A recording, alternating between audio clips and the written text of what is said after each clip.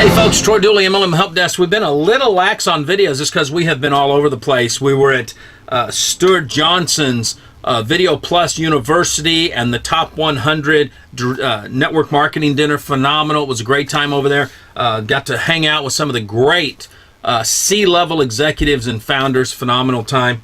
I was down in Houston with a client, was over in North Carolina with clients, was in Tampa with one of my partners. It's been crazy. But last weekend, while we were doing the launch, I was hosting the launch for Vita Cup International. Brian Underwood, Terry LaCour, their whole team over there were in Dallas launching RippLn. And it's pretty powerful viral marketing campaign. I had a CEO ask me, Troy, what do you think? I said, you know, I'll tell you this much. I love their marketing. I thought it was dead on. You know, they took a reverse psychology approach, if you will, to fear of loss. You know, in the fear of loss, people tell you, get in now or you lose out forever. What they did over here at RippLn is they said, sign the NDA and be on the inner circle. Now, everybody wants to be on the inner circle, you know, and this has got to be the worst kept secret in the world because most of us knew this was going to be launching. We knew when it was going to be launching and the whole work. So it's not like it was a secret, but I love their marketing. You know, you can talk to 5 people, don't talk no more. Talk to any more, we may have to sue you. You know, I mean, it's crazy, but it worked. And it went freaking viral overnight. Here's the sad part. It is being promoted as a network marketing company. All the founders are known network marketers. Yeah, they're in the internet marketing field and all that good stuff, but they've all made their names as either network marketing company founders, master distributors, investors, something. So over the weekend, I started getting texts on my cell phone by CEOs saying, Troy, we're having to terminate people because they're cross-recruiting into this new program that doesn't even have a product yet. Now, there's people that like Brian Underwood and there's people that don't. And already I've had people say, Troy, he was over there with Burn Lounge and they were a pyramid. Well, they have been deemed a pyramid by the judge that oversaw that case. It took several years for him to come to that conclusion. I use the Burn Lounge decision a lot with my clients to try to guide them away from the loopholes and get them into a black zone. But I also have to tell you, Brian was the master distributor and one of the top distributors. Let me correct that. I don't want to say he was the master distributor. And I know that the Burn Lounge founders have appealed the judge's decision. So although I personally am not sure that they can reverse what the judge has already said, it is on appeal, so we've got to look at that. One of the other companies that people tied Brian to, and listen, I've already reached out to Brian. I'm going to do an interview with him, but since he's busy launching a company and hasn't been able to get back with me, I've got to touch on this. The second one was Local Ad Link. It was a company, publicly traded, launched, big, successful, to-do dude, and it started out going real good. It really did. I mean, it was flat whooping like this. Here's the problem. It imploded on itself. Now, I can almost trace it back to all of a sudden, it went viral in the network marketing world. A lot of people got in there. They were putting their network marketing ads in there, and it didn't really produce what it was supposed to, which was local ad links. Okay? The company went down. Software was bought by another network marketing company, and I believe they're still doing some B2B stuff with that. Brian went over and launched iZig. Now, iZig's a service I use. If you go to 90210 and then text in Troy Dooley, actually all my contact info will pop up. You'll get to see it. Okay, so it comes out that way. I'm not sure. I went looking. I think that the MLM side of that's kind of gone on the back burner, probably because they're launching RippLn. But it's big on the B2B. I know a lot of rock and roll bands, a lot of Christian bands, a lot of artists and Hollywood people, they're using it. A lot of businesses use it. The Association of Network Marketing Professionals, we use that service. So, I mean, it's a great service. And now we get to RippLn. And you may be saying, okay, Troy, so are you for it or against it? Is it a Ponzi? Is it a pyramid? What is it? Beats me. I'll tell you that. I know that Brian is a master when it comes to technology and social stuff. He loves that. I know Terry LaCour is looking for a home run, and he sees something special in this. But there's some red flags, and here's number one. Lack of education to the distributors. Okay, that's number one. And what we end up having is we have a bunch of distributors that say, yes, I want to get involved. Yes, I want to be a part. So they join as a fan, Then they get into the inner circle, they sign the NDA, and they start blasting people to join. Hey, join right now. I'm going to give you an hour to join. Get in. Now, they're using the fear of loss instead of the reverse psychology. Okay? Somebody doesn't join, they pull back their invite, they shoot it out to somebody else. I know at least one CEO who's having to terminate some of his people because they're cross-recruiting. Now, I know that there are people that are tight on the RippLn side of things. Hang on. That believe distributors should do whatever they want to do. Not true. Matter of fact, that's a fallacy. Contract law in the United States, same way in Great Britain and Australia, okay, is very strong.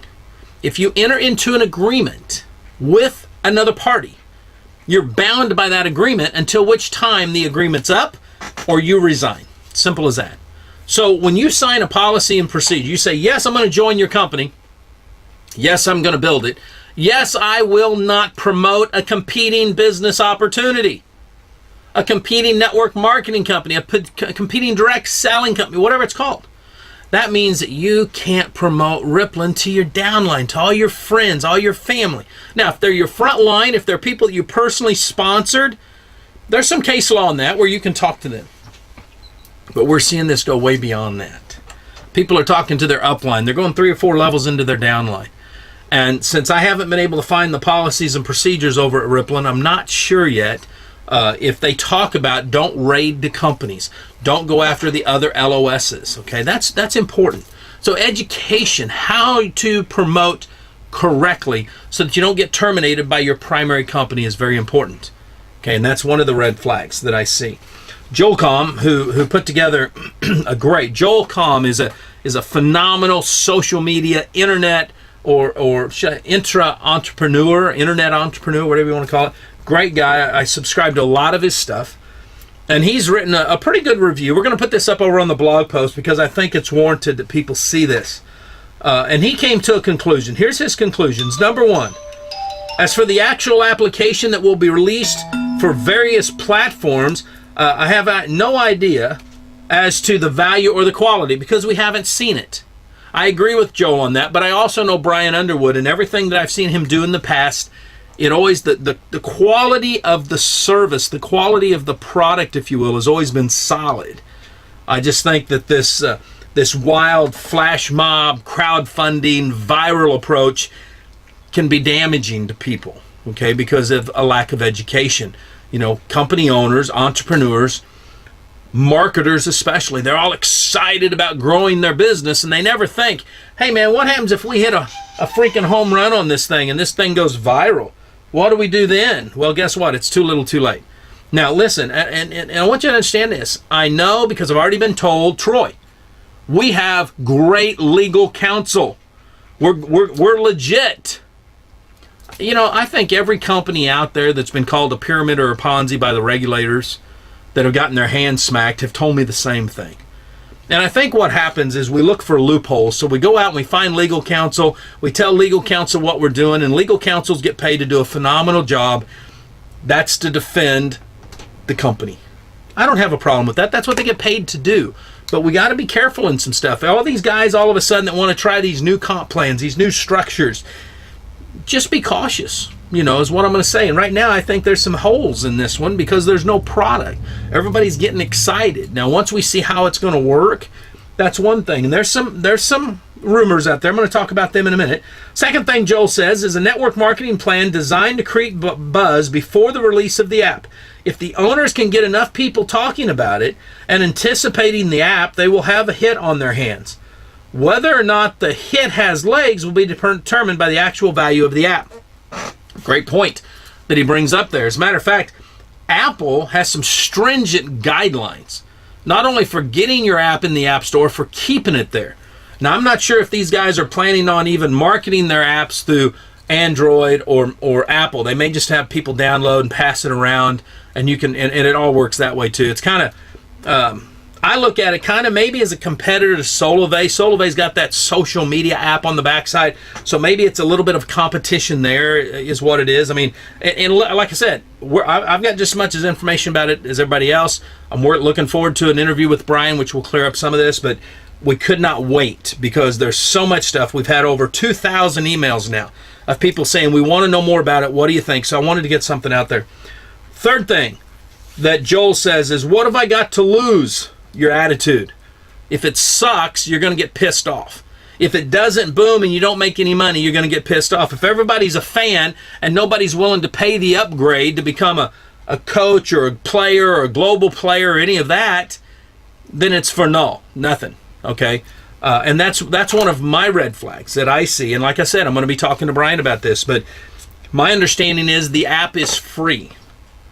So if the end user isn't paying anything for the app, that presents a problem, because if you're charging your distributor base a licensing fee, an application fee, anything like that, and a monthly residual, a monthly reoccurring fee for licensing, then this is no different than some other companies that have tried that falls outside of the protection of the direct selling laws that are on the books, both on a tax side, on the U.S. code, and some of the stuff that Congress has passed, and a lot of the state level stuff. Because then you're seen as either a direct marketing company or just a business opportunity. There's some stuff, and like I said, RippLn has stated they've got great legal counsel. And I believe with the kind of money that Terry LaCour has, the kind of money that Brian has and all their partners, they probably do have legal counsel. But I have to raise the red flags. Okay, and that's one of them. The last thing that I think Joel says is that makes sense is that just by signing up, you've got nothing to lose. He's right on that. Unless you're with another network marketing company. Then you've got a lot to lose. Now, a critic of MLM, Oz, over at Behind MLM, Oz has become an associate of mine on the internet. We see eye to eye on a lot of the issues, but sometimes we approach them differently. And he's always harsh. He's always very analytical on things. And he did a review on RippLn, and he brought up some key points, okay, that we need to look at. Let me pull up some of these. Not going to get into the crazy stuff per se. He talks about Brian and all of his connections to the companies that I've already mentioned. Let's see what else we have here. The RippLn product line. RippLn markets what they call the RippLn app. It's an application for mobile devices with which users can communicate with each other, interact with advertising, and build third-party affiliate offers and other apps through their whole thing. Now here's the deal. One of the things in the marketing that RippLn does, they talk about gamification. Big fan of gamification. I think it works. But I got to let you know something. When you study the theory, the psychology of gamification, it goes to a lowest common denominator. What are people addicted to? If they're addicted to games, it works over there. If they're addicted to penny auctions, it works over there. If they're addicted to social sites, it works there. If they're addicted to hotel points, it works there. If they're addicted to frequent flyer miles, it works there. See, it's all the same. People get into where they want. Now, you talk about Farmville. Let's use this as an example, or even Second Life is another good example. You can join for free, and then you can pay dollars for more lives, for animals, for property. You can pay stuff over in Second Life. I mean, all of this type of stuff is called gamification. Lots of people use it these days. A lot of name brand companies use it these days. It's kind of a good close to an affiliate type of not affiliate, an affinity type program where your loyalty, you're winning something. You get something back. You're excited. You want to stay loyal to the brand. I understand the use of gamification. I also understand when the guys over here at RippLn talk about, well, Facebook doesn't pay you for everybody that you refer over there, and Instagram doesn't pay you, and YouTube doesn't pay you. You got to get some of that money back. Well, here's why those types of things always work word of mouth, and why when you throw a comp plan to it, so far none of them's really made it. Now, LinkedIn has an upgrade fee that you can pay, and that works well for companies because they're trying to weed out just the players to the real people looking for stuff, and that works. But one of the reasons that we like as the culture, free stuff, and we don't want to have to pay, and we don't want to have somebody jumping down our throat with it, is called open source. It's called the underdog. People like that. You notice that MySpace was the top dog until a giant corporation bought it. And then what happened? About that time, Zuckerberg opened up Facebook and everybody migrated to the college kid, the underdog. Now what do we see? We see Pinterest coming on strong, fastest growing social site in the history, making it happen, growing big. Wow. You know, we like this kind of stuff. We always like the underdog. That's the key. So to throw a comp plan on an app when we're used to getting apps for free, and we know we're going to have ads to them, or we can upgrade and there won't be an ad. And we can share that around with people and they can get the same benefit we can without them thinking, oh, you're just trying to get money out of me. It's a different kind of culture than when you're actually making a sale of a product or a service. And like I said, I'm not saying this isn't going to work. The marketing alone it's got to be worth $1 million. And one of the things that all the marketing has said that I think is right on is the money's in the eyeballs. And from the size of the database and the way it has to be growing internationally right now, there's no doubt in my mind that RippLn is becoming well worth its money right now when you look at it as a technology site. Because whether it's Pinterest, whether it's Twitter, whether it's YouTube, whether it's Facebook, whether it was MySpace, it doesn't matter which ones there are. Because they have eyeballs there, they are worth hundreds of millions or billions in some cases of dollars to the right person because they know they have a tight core group of people. And that's one of the things that I see here with RippLn. Now, the compensation plan, again, I don't want to get into the compensation plan right now. I've got a lot of questions on it. And without knowing how the business model itself, I've seen the video, I know all that stuff, but what we don't know is how much is it going to be to join and how much monthly and what are those charges? What exactly is that for? And I believe that and I put this up this week on Facebook, based on tax laws, based on the state laws that are out there.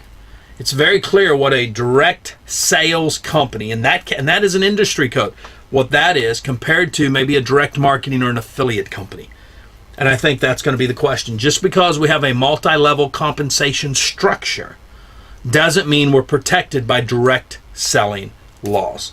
And I think at the end of the day, that's going to be the key, which actually in all of the companies that I mentioned, whether it was Local AdLink, Burn Lounge, iZig, doesn't matter, when it's a service-based company, it does come down to the comp plan. I mean, you can have a phenomenal product.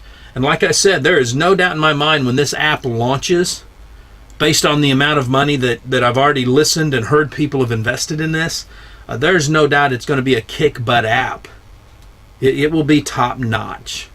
The question is, will regulators see the compensation plan as a viable compensation structure with the business? That's going to be the question.